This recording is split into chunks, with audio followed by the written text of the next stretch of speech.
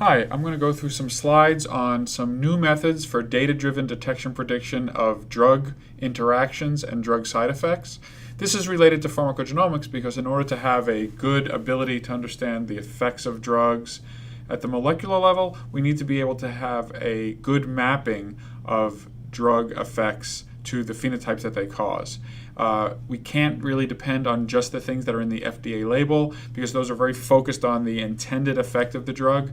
Drugs have lots of unintended effects, and we can get a very great insight into the molecular mechanisms of drugs by having a full understanding of what they do. So this lecture is about ways to use some public databases to understand more fully drug action and drug interaction with other drugs.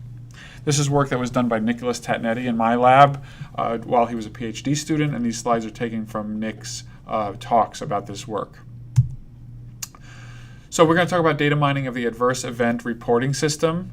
This is a system produced by the FDA, and it's called the AERS, Adverse Event Reporting System. And we're going to try to use that to understand drug effects. And then we're going to talk about an example of this in a drug interaction between paroxetine and pravastatin, and then we're going to talk about how we can use these results more generally. So, adverse drug events are bad. All drugs cause adverse events, and there's estimated to be more than 700,000 injuries and deaths each year from drug usage. I think that might be 77,000, not 770,000. So let's just make that 77,000. And it does cost billions of dollars of health care.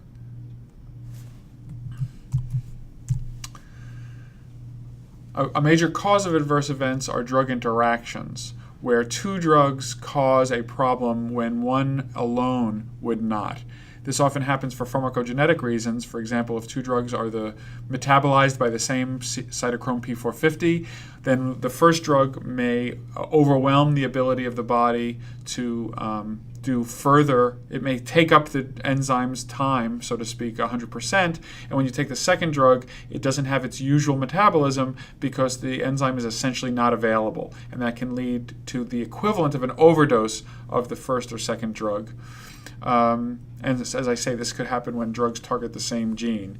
And we'd like to understand drug-drug interactions so that we can be aware of them clinically, and also so we can learn about the molecular networks that they are interacting with.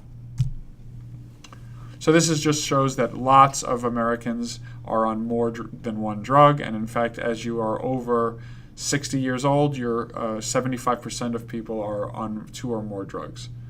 A rule of thumb is that you're on 1 drug per decade of life, so lots of 70-year-olds are on 7 drugs. And we have these large population databases that allow us to perhaps discover new drug-drug interactions. And they all fall into the general category of spontaneous adverse event reporting systems. I told you about the FDA system, Canada has a system, and the EU has a system as well. And so what does an adverse event report look like? In our lab, we've taken a standard use of certain glyphs.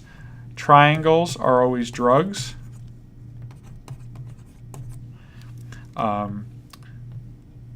And squares are always phenotypes. And we have 2 types of phenotypes. We have the diseases that a patient has, and we have the adverse events that they experience from drugs. So in an adverse event reporting system, typically there are patient characteristics that are reported: age, weight, sex, very basic stuff, not identifying, but useful. And as you'll see, we use this as validation measures later on as well. And the outcome: did the person die of the adverse event or just have some morbidity? Were they hospitalized? Did they miss work?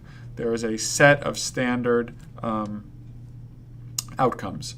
Then, of course, you want to list the diseases that the patient has: diabetes, renal transplant, high cholesterol. These are all These reports are usually made by pharmacists or physicians, sometimes the individual patients, though not rarely, sometimes companies in the course of a drug trial. And we don't know how complete they are, but I think you can assume that they are not fully complete. We need to know the drugs that the patient's on, and we just list them all using typically a controlled vocabulary such as RX norm or the VA formulary, but this is often free text, and so you find all kinds of crazy things written into the drug field. And then you want to know what adverse events actually happened: respiratory distress, anemia, cardiac failure. These are all listed as well. So it's a complicated report with multiple diseases, multiple drugs, and multiple adverse events. And so interpreting these reports is difficult. You would like to be able to say we can draw connections between the drugs and the events that they cause, but we don't really know. And we have many possible hypotheses about who's causing who, and in some ways it's a tangled mess. So how do you know the true connections? And this really comes down to an issue of signal detection, and you'd like to have no true negatives. That is, you'd like to, no, you don't have true negatives because you don't know about the people who take these drugs and don't have adverse events. So in some sense, the denominator is not available to you, and it's hard to go into medical record systems to try to estimate the denominator. So people look at proportions and disproportions. And it all boils down to a ratio of observed versus expected. And under the null hypothesis, they will be the same. And if they do not obey the null hypothesis, then perhaps you have a drug interaction. So how are you going to define observed and expected in an adverse event reporting system? Well, you have the drug and the adverse event of interest, and you'd like to know if they're associated. You certainly have people who are on the drug who didn't have that adverse event. Then you have people who are not on the drug who did get the adverse event, and then there are people who are neither on the drug nor got the adverse event. This gives you this little 2x2 table from which you can try to define expected and observed ratios. There's a problem, however. These data are all observational and are filled with biases. And we know there are some very important correlations. One is what we call the co-prescription effect. People who are on Vioxx might be on other drugs that are also associated with people at increased cardiac risk.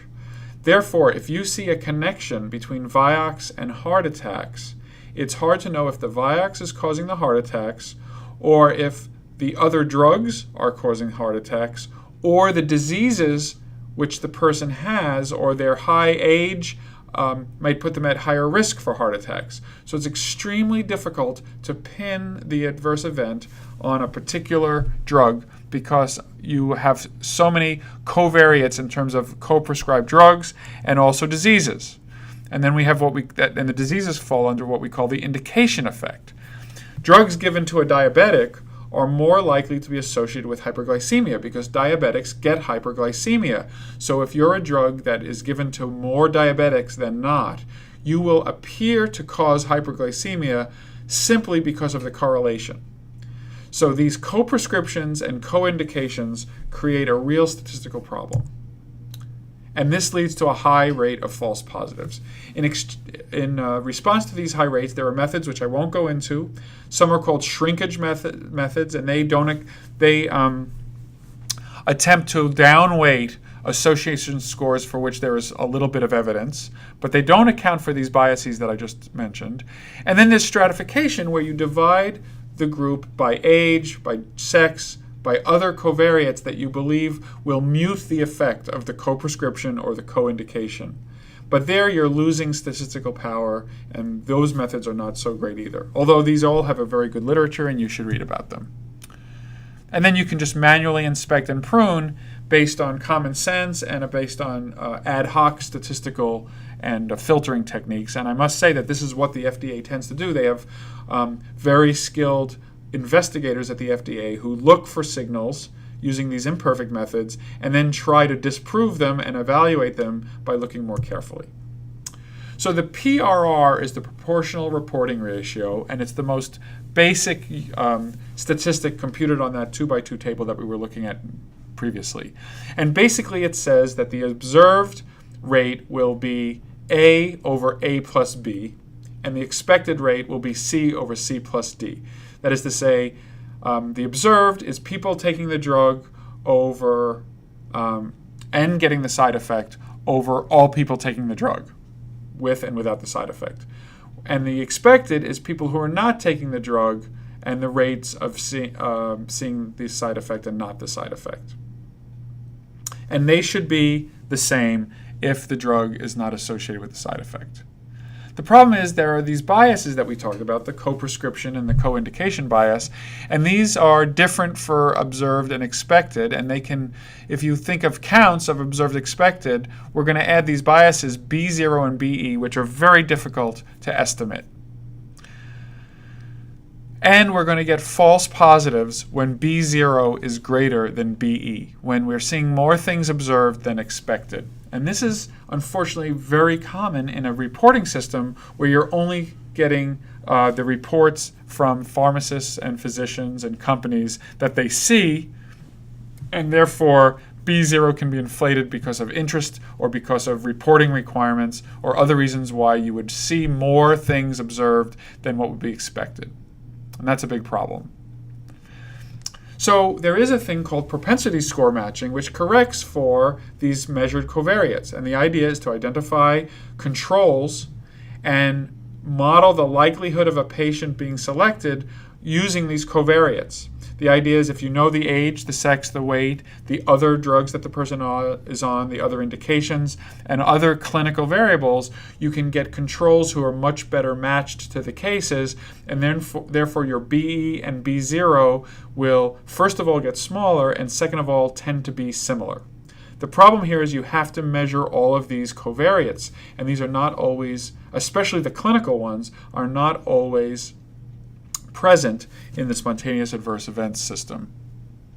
So Nick and our lab invented the implicit propensity score, which is based on the insight that the drugs that a patient is taking and the indications for which they're taking these drugs are huge markers, biomarkers if you will, for all the other covariates that are not measured but are likely to correlate.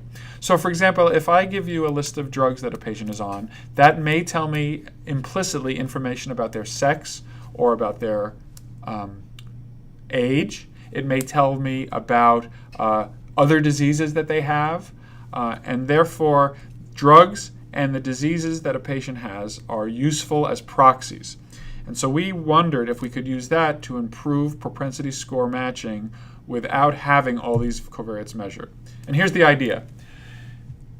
We have the reports that are for the drug of interest in yellow. And then in gray, we have all the other reports in the reporting system. That's not a particularly good denominator because of all these biases.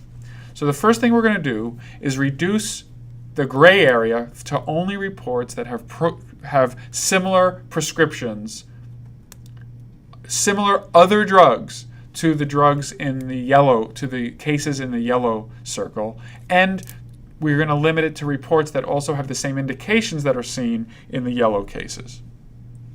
So we have our first cohort in yellow, and then what we're going to do is we are going to decrease the size of the control group to a propensity matched background.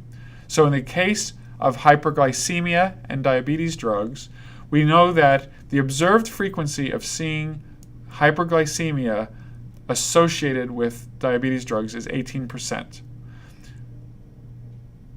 If you look at the entire database, you would think that drugs in general should only be associated with hyperglycemia 1.5% of the time, and therefore all of these diabetes drugs have a tenfold increase in hyperglycemia, which is of course ironic because diabetes drugs are supposed to reduce hyperglycemia.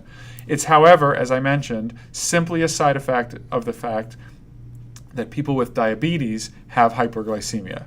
When we use this propensity match background, that is, we use reports as the controls that are from patients who are on some other drugs and have other diseases similar to the yellow cases, then we get an expected frequency that's 17.6, which is identical to the observed frequency and shows that there's no real difference between the expected and observed, and most of these diabetes drugs are not, in fact, causing hyperglycemia.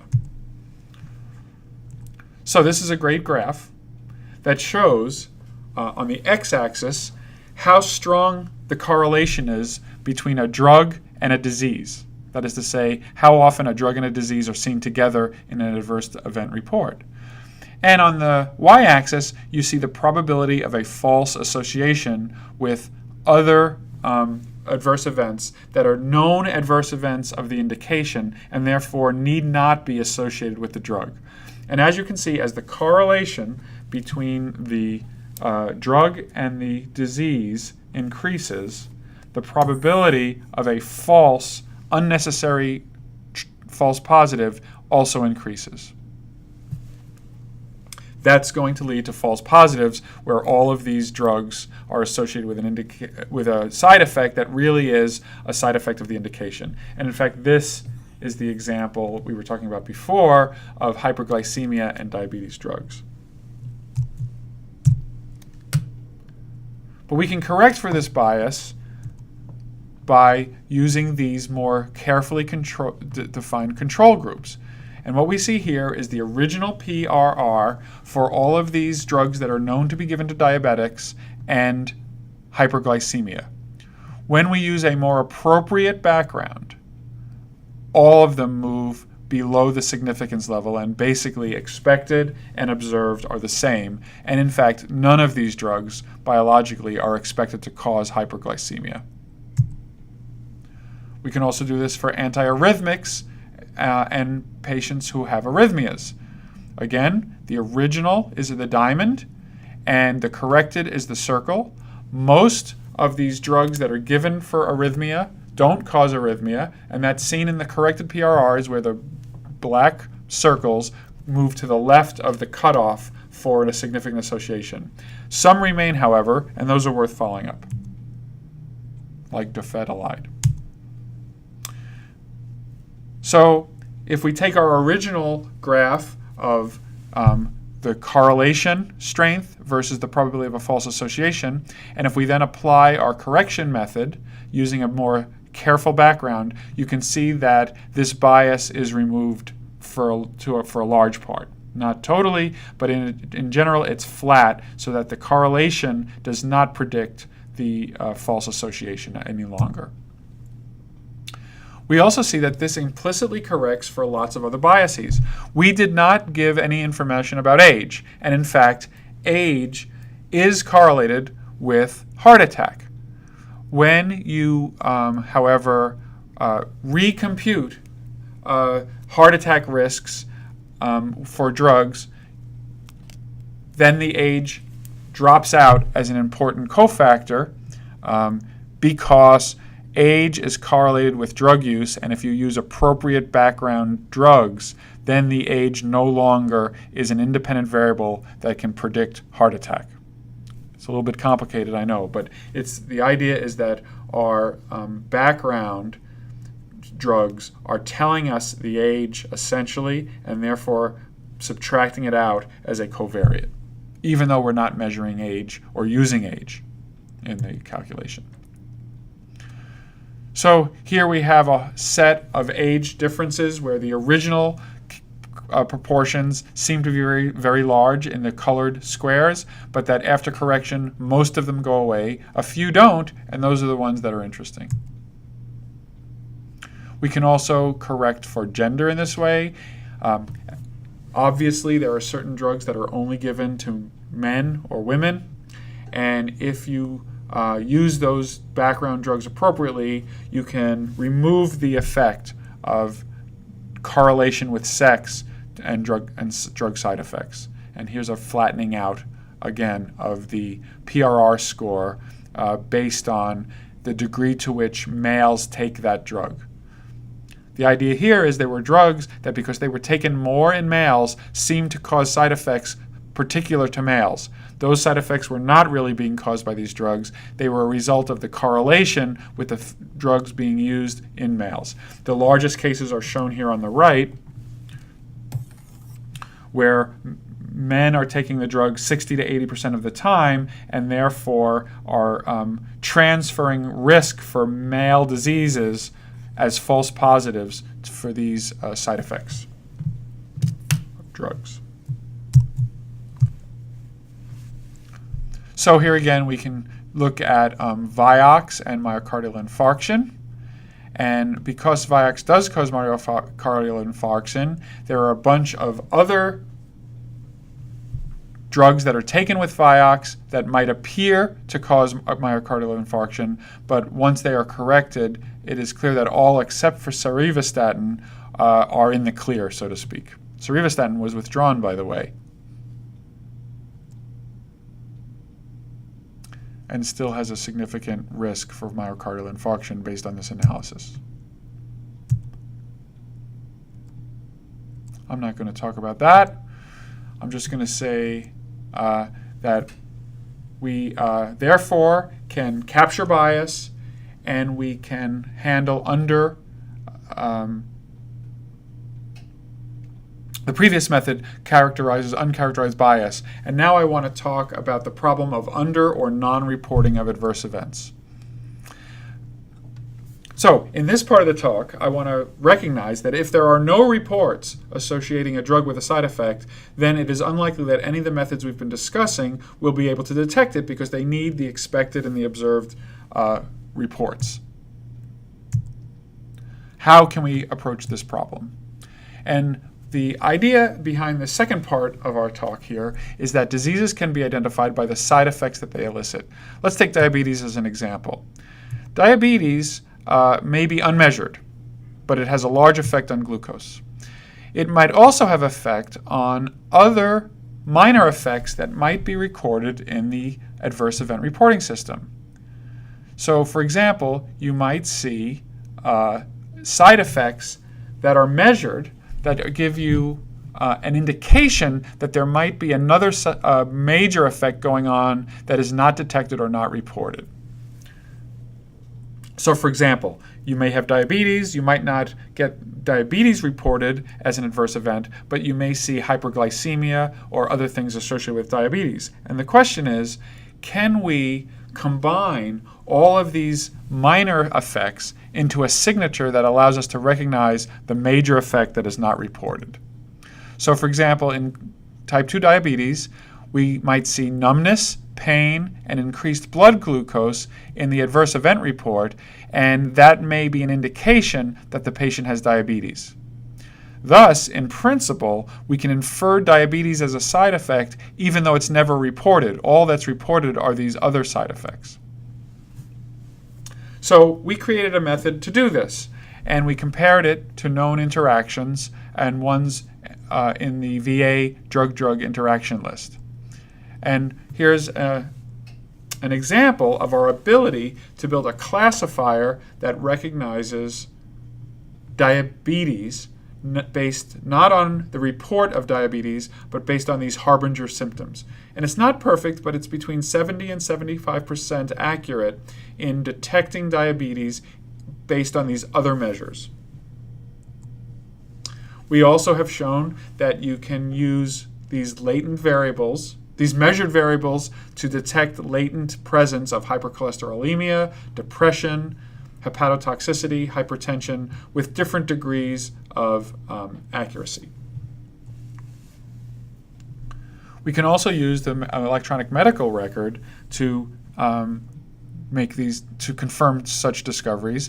There's about 141,000 patients with many diagnoses, many laboratory reports, and many prescriptions available to us for research purposes. So what Nick did, which was a great idea, is he built a latent detector for hyperglycemia, and then he ran it on pairs of drugs in the FDA adverse event system.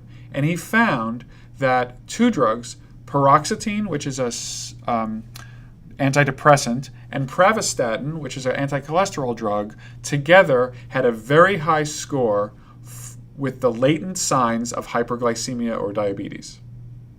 This was interesting, and we wondered if it might be a real effect. As a background note, there's about 1 million patients in the US who are on both of these drugs, and so it would be quite important if they really were increasing glucose. So we went into the Stanford electronic medical record and we looked at the blood glucose values for patients on these drugs. We also went to Vanderbilt and Harvard for a larger collection of samples. So first of all, if you are on pravastatin and have a glucose measurement, random glucose, and then take the pravastatin and then have another glucose measurement, in general, your blood glucose will not change, as shown by this flat line comparing before and after pravastatin. Similarly, for paroxetine, if you get a glucose and then paroxetine and then another glucose, there will not be a significant change in your random blood glucose. However, when combining data from Harvard, Vanderbilt, and Stanford, if you have one of those two drugs, then and get a glucose, then receive the other drug and get a glucose again, there's about an 18 to 20 milligram per deciliter bump in your glucose. So this is an increase in glucose not seen with the drugs individually, but only seen when they're both on board. This is in non-diabetics. In diabetics, it's an even more dramatic increase, with the glucose going up by 60 milligrams per deciliter.